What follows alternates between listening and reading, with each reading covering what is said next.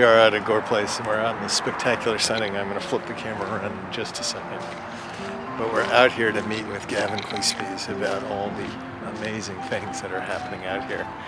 We're going to learn all about this place that feels out of a different century and on a different continent.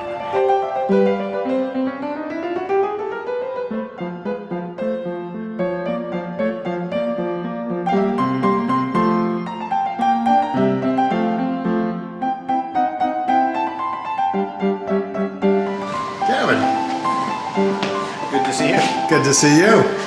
So welcome to Gore Place.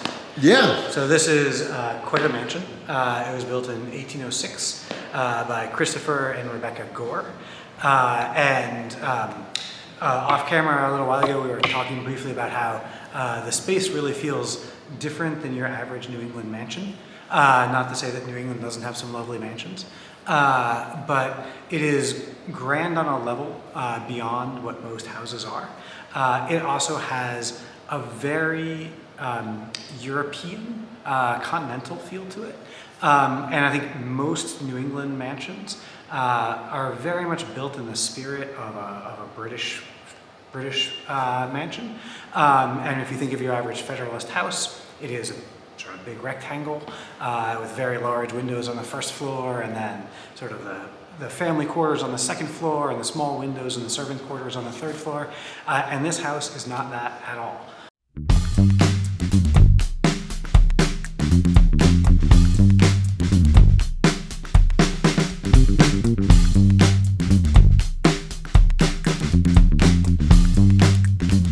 The house was largely designed by Rebecca Gore in consultation with a French architect. So this house makes more sense in Paris than it does in London, or perhaps in the suburbs of Paris, and is really like a early 19th, late 18th century Parisian mansion. Christopher Gore, many people have not heard of. He was a governor of Massachusetts very briefly. He was a member of the Continental Army, although he had a desk job, so he stayed in Boston, and went on and made a fortune in a number of speculative endeavors. But the house, beyond being grandiose, the craftsmanship of it is really, really remarkable. As you'll notice, the room is an oval.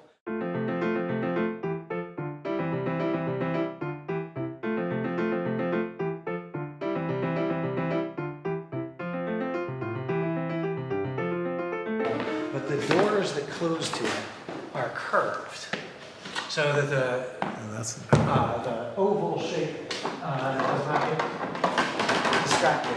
Well, just stand, again, we're gonna just try and get a sense of the scale, because I think that's the first thing that everybody needs to understand is just look at the size of that door, the height of that door.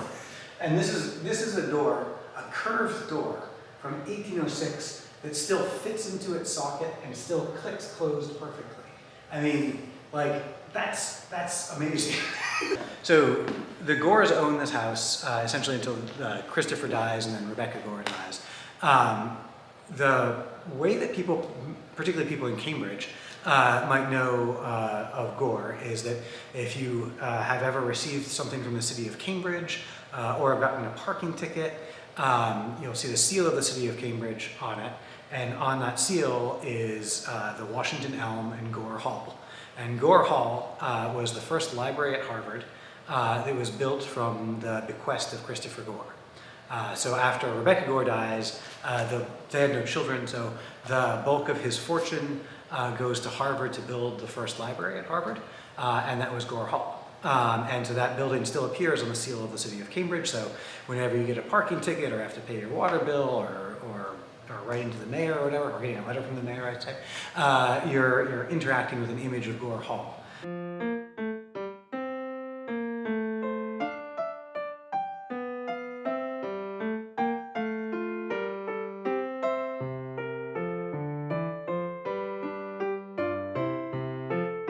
The Gore Place Society holds the largest collection of Boston-made early 19th century furniture that exists. So We're bigger than the MFA. We've got more than historic New England. So we have the finest collection of Boston furniture. Yeah. So he was obviously, well, they were obviously wealthy people. He was briefly in politics. He did well in his speculative stuff. And this, I assume, was not only a summer house, but a society house where you'd throw big parties and things like that. And a number of U.S. presidents visited here. Gore had been an ambassador, and part of this, the whole sort of continental appearance of the house had to do with the fact that he was, for a period, he was not actually an ambassador, but he was part of the diplomatic attaché that went with the ambassador to England and then toured Europe with his wife. So had a lot of experience touring in Europe. And so beyond being an ambassador, he was also a lawyer and had done well and was appointed by Washington to a number of positions and did a number of things. But really his money was from speculation. And speculation and investment. The big thing that he did, which is perhaps not the most pleasant story for him, was that so towards the end of the American Revolution, the soldiers were given scrips, which was essentially notes indicating that they would be paid when the money was available.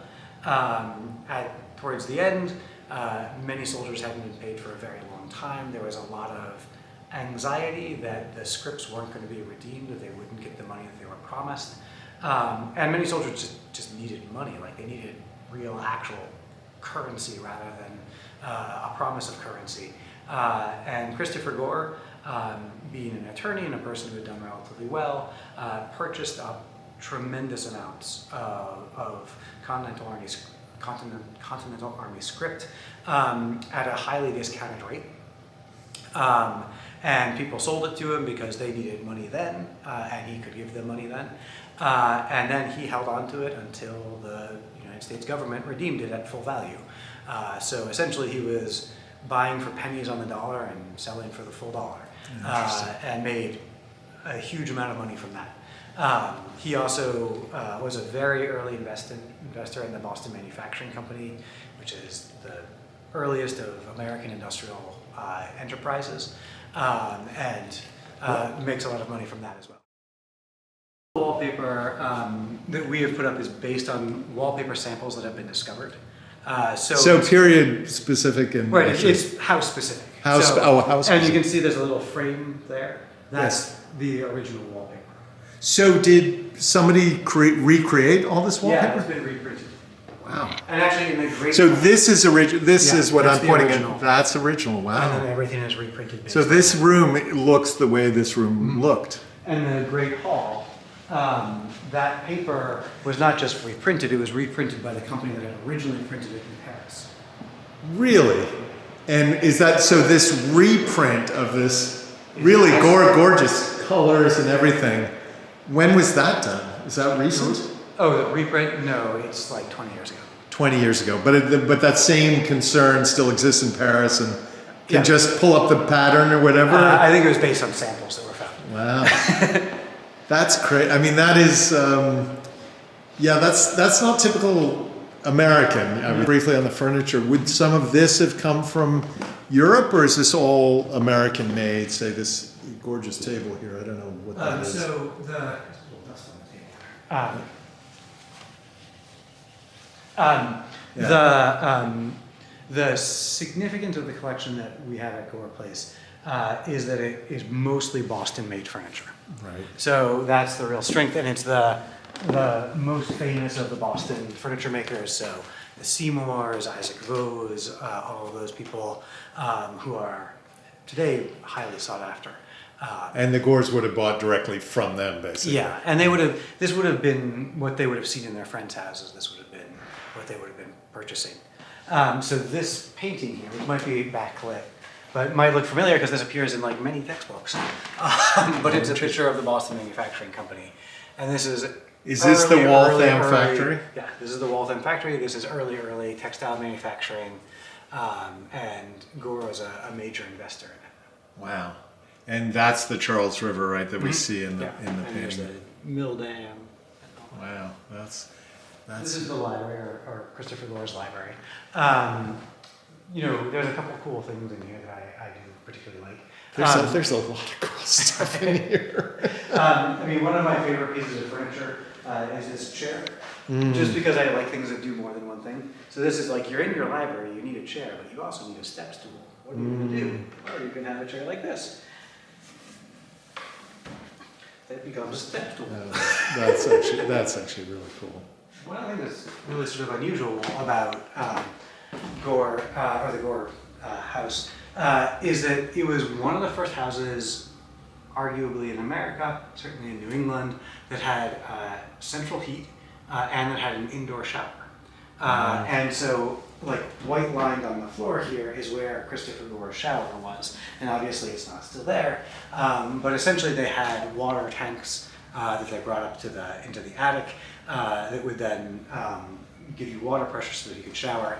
He didn't have this because he was particularly concerned with his personal hygiene.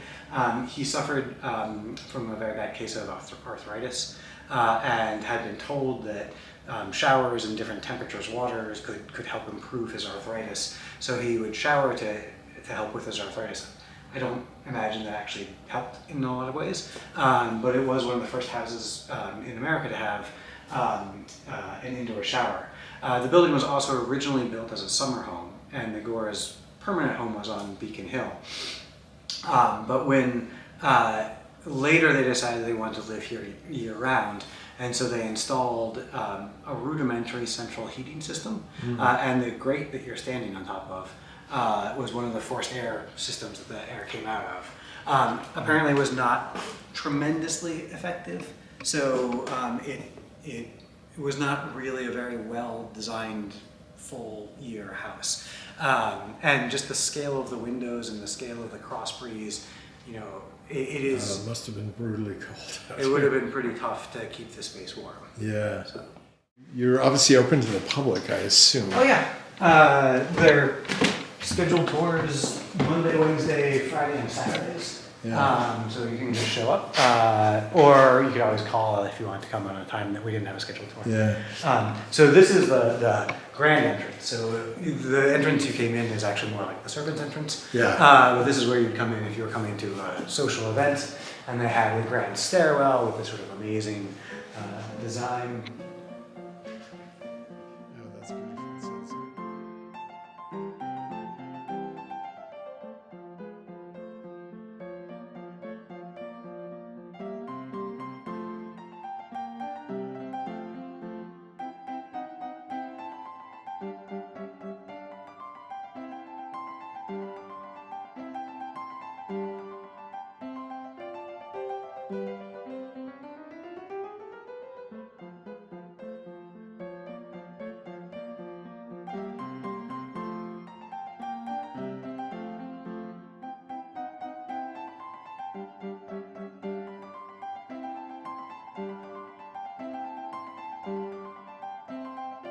There's something about this place that just feels different, or more so, or a different time, a different era, something. Anyway, where are we now? We've got a. We're in the billiard room. Okay. A very large billiard table. This is a full-size billiard table, and you know it's the. Like officially a full. This is what an actual full-size billiard table is. It's not the kind of thing you find in your local bar. Right. It is huge. So I think just sort of an amazing thing to see. And again, this is another oval room. Yeah. With the oval doors that fit into their sockets. Yeah. So it is, you know, truly remarkable workmanship. Yeah. Incredible. This room actually was also recently re-wallpapered based on samples that were found, and the bedding, all of this was redone based on examples that were found. So it's period accurate, although obviously the textile hasn't lasted this long. Yeah. But if we want to see an actual textile from the early 18th century, so Christopher Gore, while he was essentially the person one step underneath the ambassador to England. Based on presidential elections in the United States, the ambassador was recalled, and so in the absence of an ambassador, Christopher Gore became the acting ambassador. So he had to be presented at court. And of course, to be presented at court, you had to have an appropriate court suit. So this was Christopher Gore's court suit.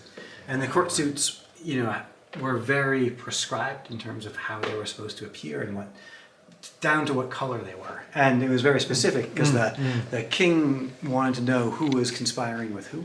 Yeah. So he wanted to be able to look and say like, oh, green's talking to yellow. Like, well, I know what that means. So it seems sort of, it seems sort of just sort of fanciful, but it's actually like very much registering a statement of who would have been wearing it. Wow. So obviously, this is an area with much lower ceilings. Yeah. So these were the servants' quarters, and so this is this sort of fascinating mezzanine level that is, you know, in between the first floor and the second floor.